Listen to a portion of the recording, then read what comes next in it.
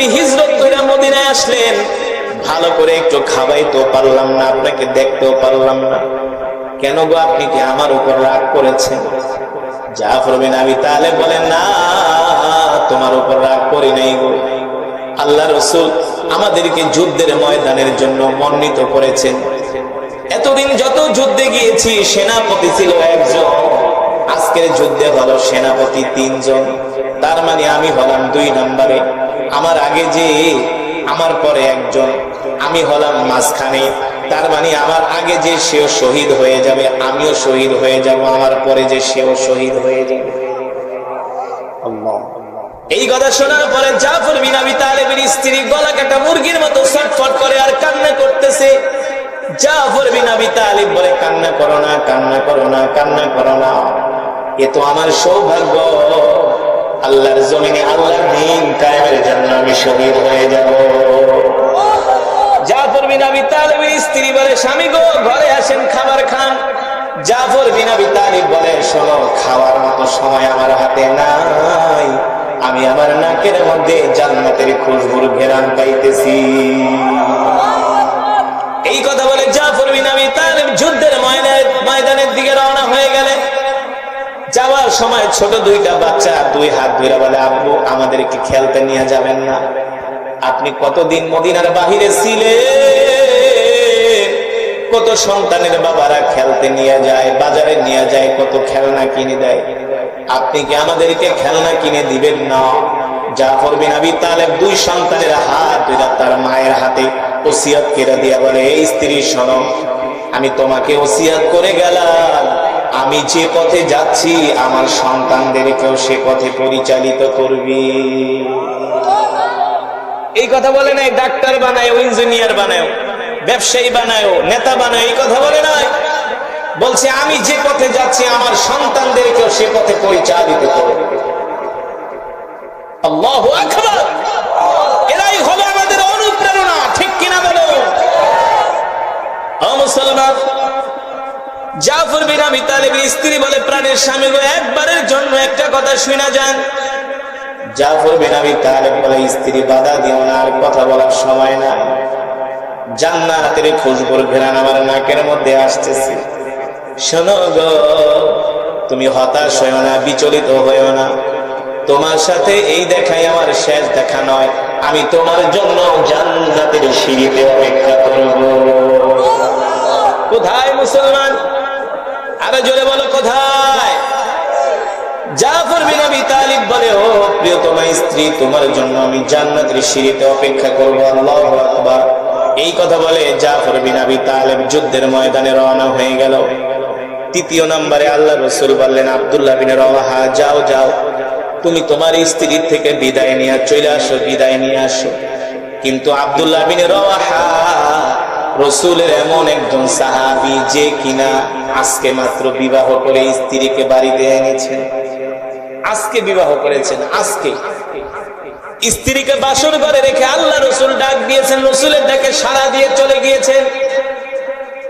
আল্লাহ নবী বললেন, হে আব্দুল্লাহ বিন রাওয়াহা, যাও যাও যাও, তুমি তোমার নববিবাহিতা স্ত্রীর থেকে বিদায় নিয়ে চলে আসো।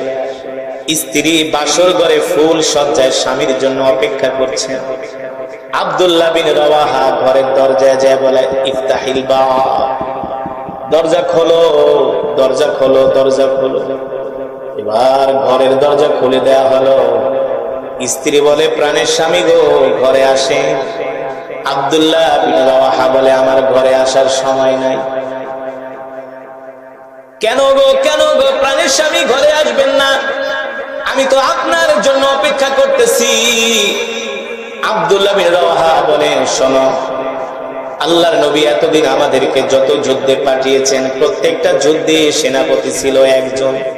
আজকের যুদ্ধে সেনাপতি 3 জন, আমার আগে 2 জন, আমি হলাম 3 নম্বরে। আল্লাহর নবী বলে দিয়েছেন, আমরা 3 জনের একজন আর ফিরে আসবো না, জীবিত আসবো না, আমরা 3 জন আল্লাহর জমিনে আল্লাহর দ্বীন কায়েমের জন্য শহীদ হয়ে যাব।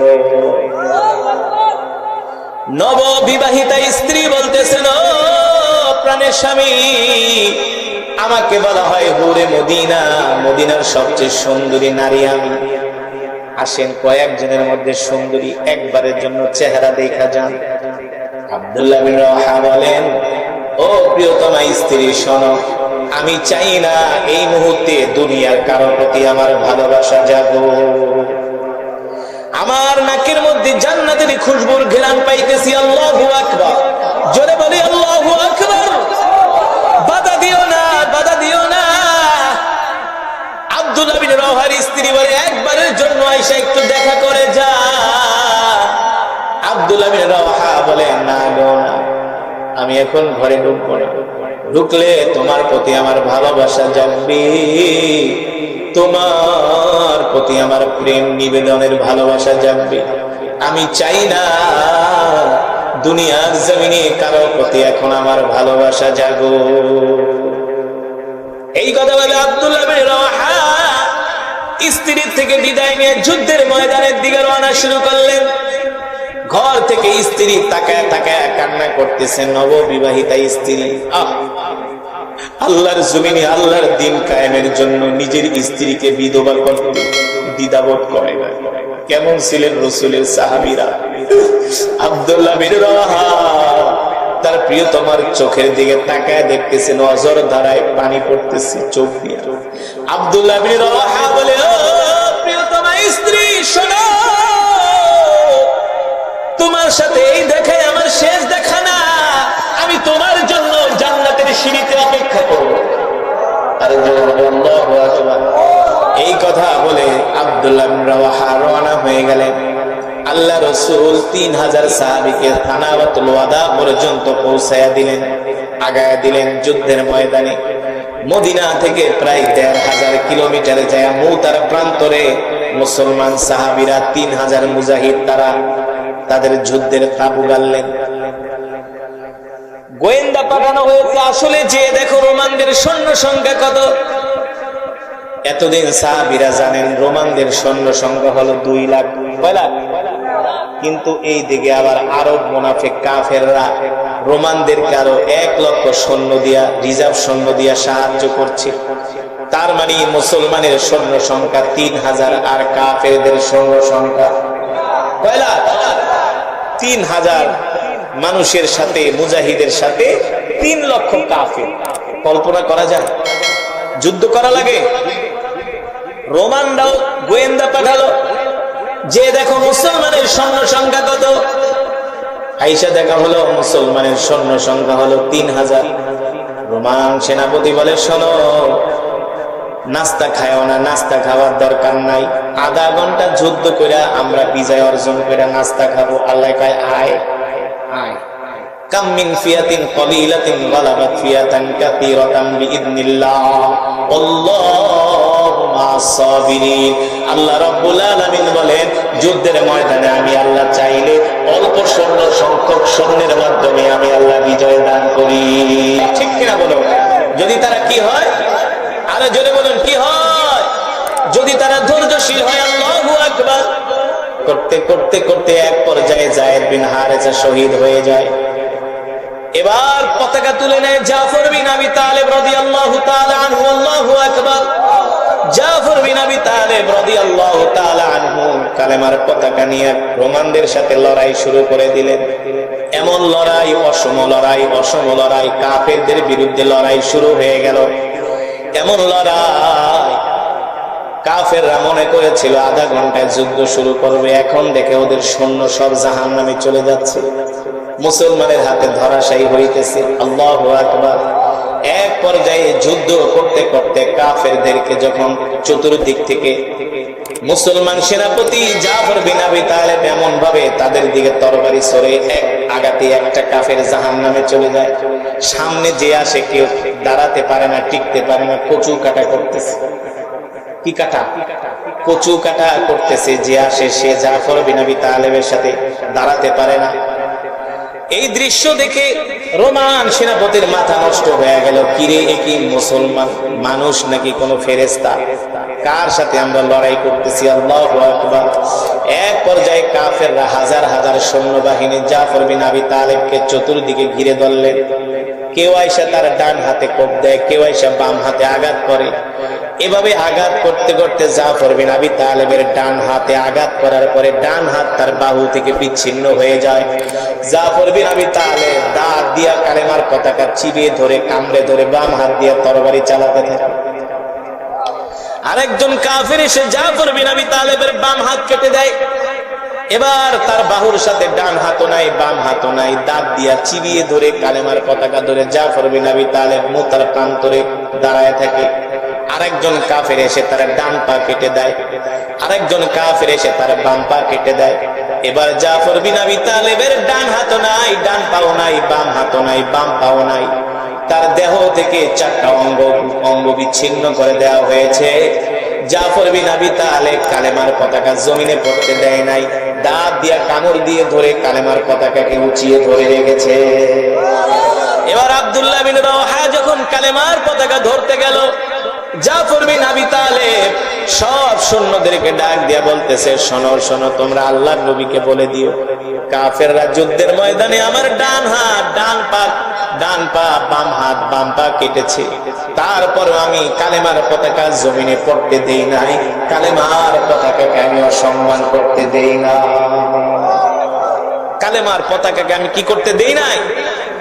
কাফেররা আমার ডান হাত কেটেছে, ডান পা কেটেছে, বাম হাত কেটেছে, বাম পা কেটেছে, আমার অঙ্গগুলো বিচ্ছিন্ন করেছে, তারপরে আমি কালেমার পতাকাকে অসম্মান করি না, করতে দেই নাই, দাঁত দিয়ে চিবিয়ে ধরে কালেমার পতাকা আমি উঁচিয়ে ধরেছি আল্লাহর জমিনে দিন কায়েমের জন্য। আল্লাহু আকবার।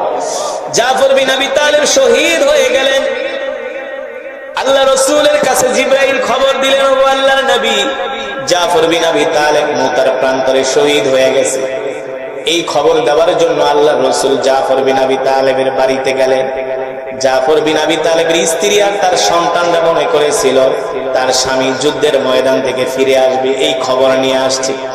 আল্লাহ রাসূল যায় বলে, জাফরের স্ত্রী শোনো, মন খারাপ করো না, কষ্ট পেও না, তোমার প্রিয় স্বামী আল্লাহর জমিনে দিন কায়েমের জন্য শহীদ হয়ে গেছে, শহীদ হয়ে গেছে। তার সন্তান, ইতিম সন্তান দুইটা এসে আল্লাহ রাসূলের হাত ধরে বলে, কবে আসবে আমার বাবা? আল্লাহ রাসূলের চোখ দিয়ে ঝরঝর করে পানি করে আল্লাহ রাসূল বলে, তোমার বাবা আর কোনোদিন ফিরে আসবে না, তোমার বাবা যুদ্ধের ময়দানে শহীদ হয়ে গেছে। আল্লাহু আকবার, জোরে বলি আল্লাহু আকবার। দেখতেছে জাফর বিন আবি তালেব, জাফর বিন তাইয়ার জান্নাতের মধ্যে পাখির মতো উঠতেছে, আর জান্নাতের নাজ নিয়ামত দেখতেছে, বক্ষণ করতেছে। সাথীরা ডাক দিয়া বলে, দোস্ত রে, তোমার এই অবস্থা কারণ কি? বলে, কাফের মুশরিক বেঈমানেরা আমার ডান হাত ডান পা বাম হাত বাম পা কেটেছে, অঙ্গগুলো বিচ্ছিন্ন করে দিয়েছে, তার বদৌলতে আল্লাহ তাআলা জান্নাতে আমাকে 2টা পাখা দিয়া দিছে আমার বাহুর সাথে, আর বলতেছে, জাফর তুমি জান্নাতে ঘোরো আর জান্নাতের নিয়ামত ভক্ষণ করো। আল্লাহু আকবার। ও মুসলমান, এক এক করে 3 জন শহীদ হয়ে গেলেন। শেষ পর্যন্ত রাসূলের সাহাবী খালিদ বিন ওয়ালিদ, নাম কি, তার নেতৃত্বে, তার হাতে কালেমার ঝান্ডা উঠিয়ে দেয়া হলো। তার নেতৃত্বে 3 লক্ষ কাফেরের বিরুদ্ধে 3000 মুসলিম মুজাহিদ বাহিনী তারা যুদ্ধ করে বিজয় অর্জন করলো। সারা পৃথিবী, যাকে বলে টক অফ দ্য কান্ট্রি, সারা পৃথিবীতে রই রই পড়ে গেল। এটা আবার কেমনে হয়? 3000 মানুষ 3 লক্ষকে পরাজিত করছে। এই দৃশ্য দেখা দিকে দিকে কাফেররা দলে দলে কালেমা পড়ে মুসলমান হতে শুরু। সাহাবীর মাধ্যমে, দূতের মাধ্যমে পত্র পাঠালেন, আমি আপনাকে দ্বীনের দাওয়াত দিচ্ছি, আপনি মূর্তি পূজা ছেড়ে আপনি দ্বীন গ্রহণ করেন, আপনি আপনার ধর্ম ছেড়ে দ্বীন গ্রহণ করেন, কালেমা গ্রহণ করেন, আপনি আপনার খ্রিস্ট ধর্ম ছেড়ে দেন, দ্বীন গ্রহণ করেন। আল্লাহ রাসূল পত্র দিয়া দূত মারফতে যখন রোমের বাদশা হিরাক্লিয়াসের কাছে পত্র পাঠালেন, আল্লাহ রাসূলের পত্র পাওয়ার পরে হিরাক্লিয়াস আল্লাহ রাসূলের পত্রটাকে, চিঠিটাকে 2টা টুকরো করে মাটির মধ্যে ছুঁড়ে মারলেন।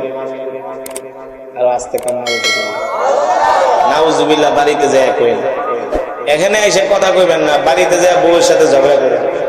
আর নির্বাচনের সময় কইবেন, আমার নেতার চরিত্র ফুলের মতো পবিত্র, নামাজ পড়ে না এখন।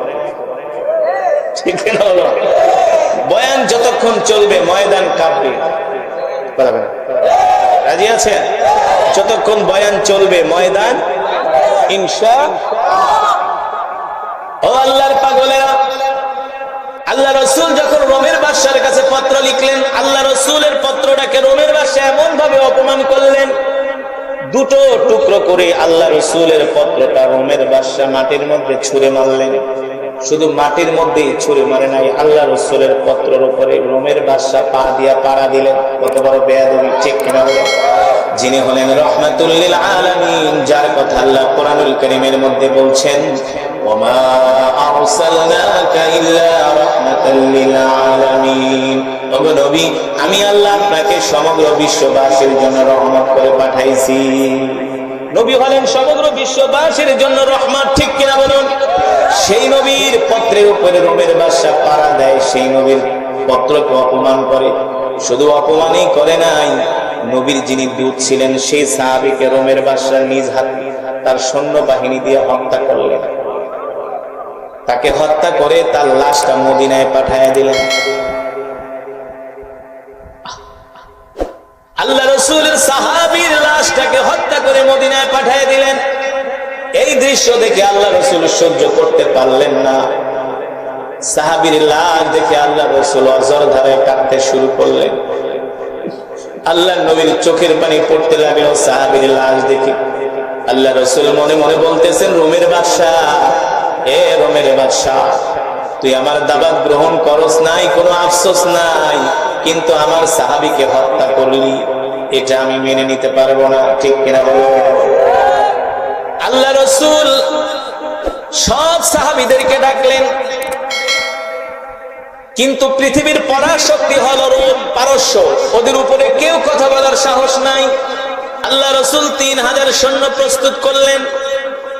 মুসলমানের সৈন্য সংখ্যা হলো 3000, আর কাফেরদের সৈন্য সংখ্যা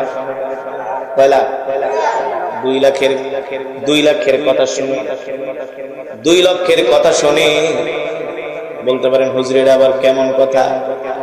2 লক্ষ সৈন্যের বিরুদ্ধে আবার 3000 মানুষ কিভাবে যুদ্ধ করে? এরাই হলো মুসলমান, ঠিক কিনা বল?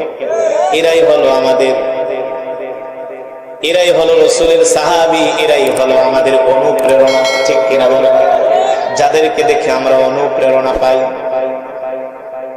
আল্লাহ রসুল 3000 সাহাবীকে প্রস্তুত করলেন।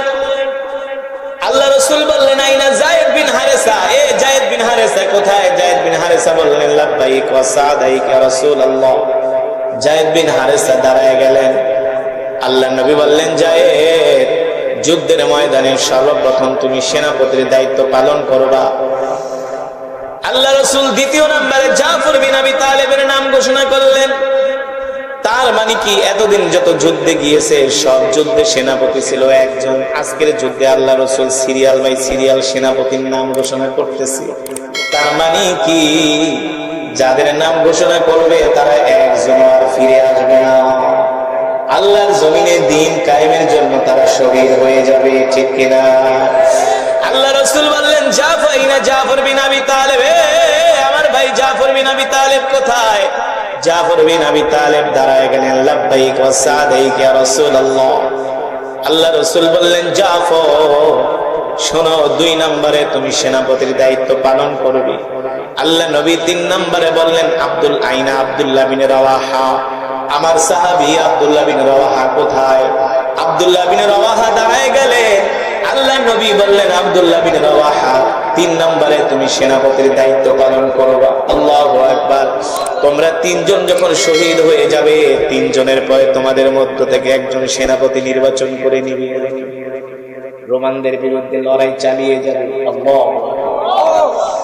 আল্লাহ রসুল 3 জন সেনাপতি প্রস্তুত করলেন 3000 সৈন্যের সাথে, আর বললেন, এ যায়েদ, যাও তুমি তোমার মায়ের থেকে শেষ বিদায় নিয়ে আসো। কি বিদায়? আল্লাহ, কেমন ছিলেন তাদের ঈমানের পাওয়ার, কেমন ছিলেন তাদের ঈমানের পাওয়ার, ঠিক কিনা বলেন? কেমন তারা মুসলমান ছিলেন। আল্লাহু আকবার। যায়েদ বিন হারেসা হাসতে হাসতে বলে, ওগো আল্লাহ রসুল, আম্মাজান আয়েশা হলো আমার মা, আপনি হলেন আমার পিতা, আমার তো আর কোথায় যাওয়ার দরকার নেই, আমি আমার তরবারির একটু ধার করি, যুদ্ধের জন্য একটু প্রস্তুতি গ্রহণ করি। সুবহানাল্লাহ। আল্লাহ রসুল 3 নম্বর বললেন, 2 নম্বরে বললেন, আইনা জাফর বিন আবি তালেব। এ আমার ভাই জাফর বিন আবি তালেব কোথায়? জাফর বিন আবি তালেব দাঁড়ায় গেলেন। আল্লাহর নবী বললেন, জাফর 2 নম্বরে তুমি সেনাপতির দায়িত্ব পালন করবে। জাফর বিন আবি তালেব এই কথা বলার পরে আল্লাহ রাসূল বললেন, যাও তুমি তোমার স্ত্রী আর সন্তানদের থেকে বিদায় নিয়ে চলে আসো। জাফর বিন আবি তালেব এই কথা শুনে বাড়ির দিকে দৌড় শুরু করলেন।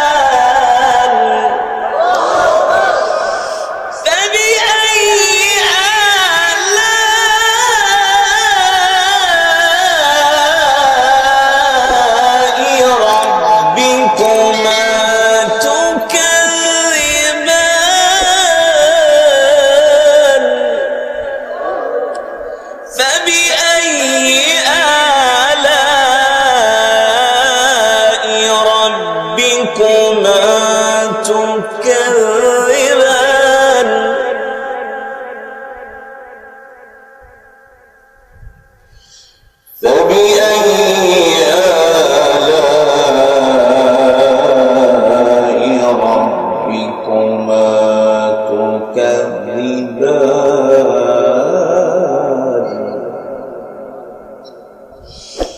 خلق الإنسان من صلصال كالفخار وخلق الجان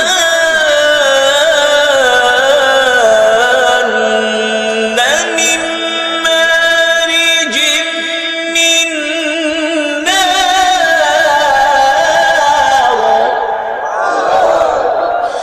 فبأي آلاء ربكما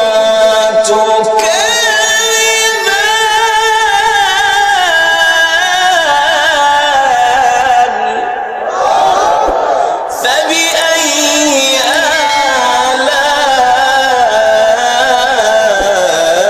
آلاء ربكما تكذبان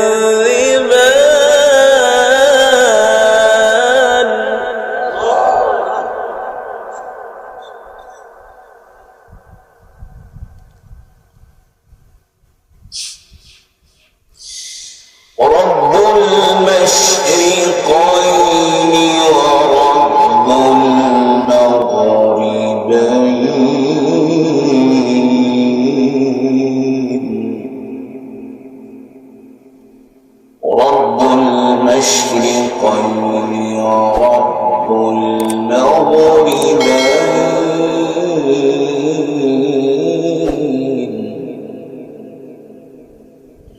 رب المشرقين ورب المغربين رب المشرقين ورب المغربين فبأي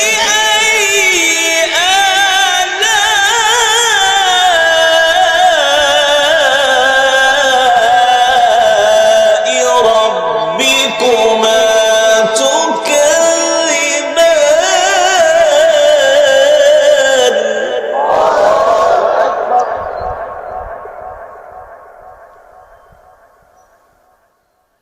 رب المشرقين ورب المغربين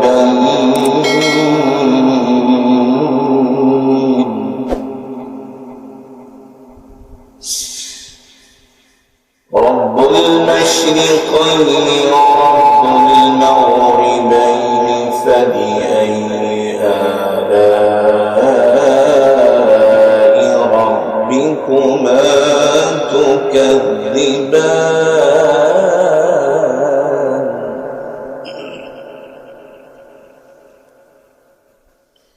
مرج البحرين يلتقيان بينهما برزخ مرج البحرين يلتقيان بينهما برزخ لا يبغيان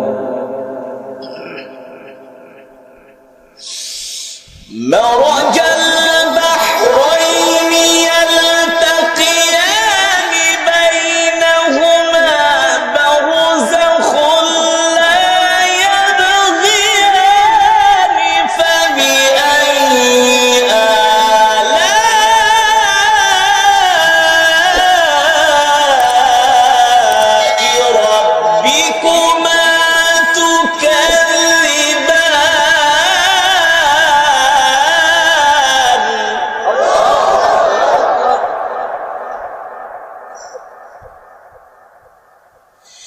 فبأي آلاء ربكما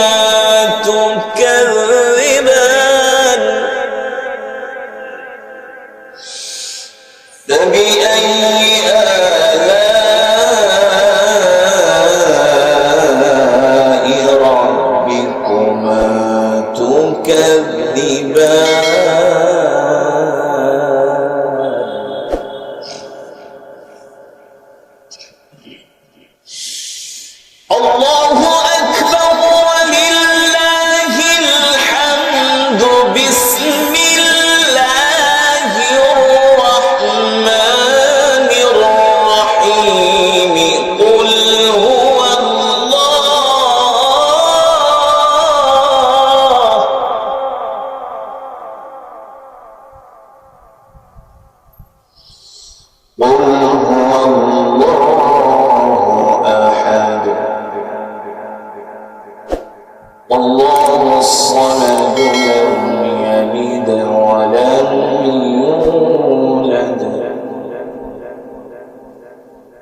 لم يلد ولم يولد ولم يكن له كفوا أحد. بسم الله الرحمن الرحيم.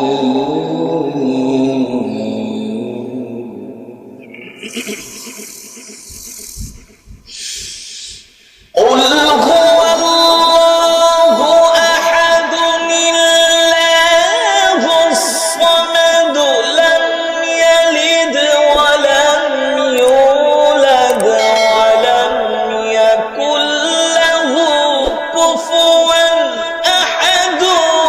بسم الله الرحمن الرحيم. قل هو